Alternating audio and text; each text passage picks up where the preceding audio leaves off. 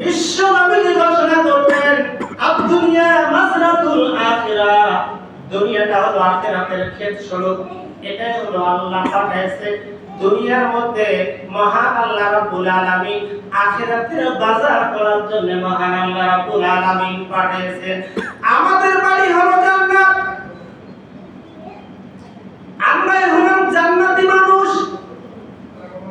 আমাদের বাবা ছিল জান্নাতি, দাদা ছিল জান্নাতি, আমাদের বাবা মা হলো জান্নাতি। তার মানে হলো কে বাবা মা? ডক্টর আদম আলাইহিস সালাম নামে একজন নবী ছিল কি ছিল না? যে আদম আলাইহিস সালাম আদি পিতা, আমাদের পিতা আদি মাতা হলো মা আলাইহিস সালাম। মা বাবা দুইজন ছিল জান্নাতি, আমাদেরও বাড়ি হলো জান্নাত। আমরা জান্নাত থেকে এসেছি পৃথিবীর জমিনের মধ্যে কিছু জান্নাতে বাজার করার জন্য, ভাইজান আখিরাতের বাজার করার জন্য আমরাও কিন্তু পৃথিবীর জমিনের মধ্যে এসেছি। আমরা যদি আখিরাতের বাজার ভুলে যাই, যেমন তোমার বিবি মেজাজ নরম না গরম, কিন্তু একই কায়দায় আমার মহান আল্লাহর মেজাজ গরম থাকবে না নরম থাকবে? বলেন তো দেখি। আমার ভাইরা, সংক্ষেপে কিছু কথা বলবো, একটু মনোযোগী হন। ইয়া আইয়ুহাল্লাযিনা আমানু কুতিবা আলাইকুমুস সিয়াম, এর অর্থ পড়ে আসতেছি। অনেকেই জানি আমরা এই রোজাকে আমাদের জন্য মহান আল্লাহ কি করেছে? ফরজ করেছে। আমাদের পূর্বপুরুষদের প্রতি যেরকম রোজা ফরজ, এরকম আমাদের প্রতিও আমার আল্লাহ রোজা ফরজ করেছে। তাহলে রমজান মাস কি বলছি? প্রথম 10 দিন কি রহমত, মুখস্থ আছে না নাই? মুখস্থ করে রাখেন। প্রথম 10 দিন হলো কি? তাহলে দ্বিতীয় 10 দিন মাগফিরাত। আমরা এখন রহমতে আছি না মাগফিরাতে? যদি মাগফিরাতে আছি তাহলে মাগফিরাত সম্পর্কে একটু আলোচনা করার দরকার আছে না নাই?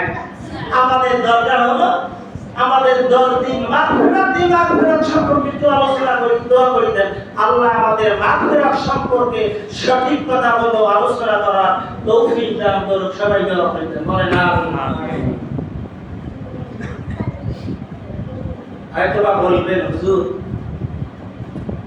আপনি আসেন আমাদের কাছ থেকে দোয়া নিয়ে, তারপরে আবার বলেন জি আপনাদের কাছে দোয়া নেই, কারণ আছে।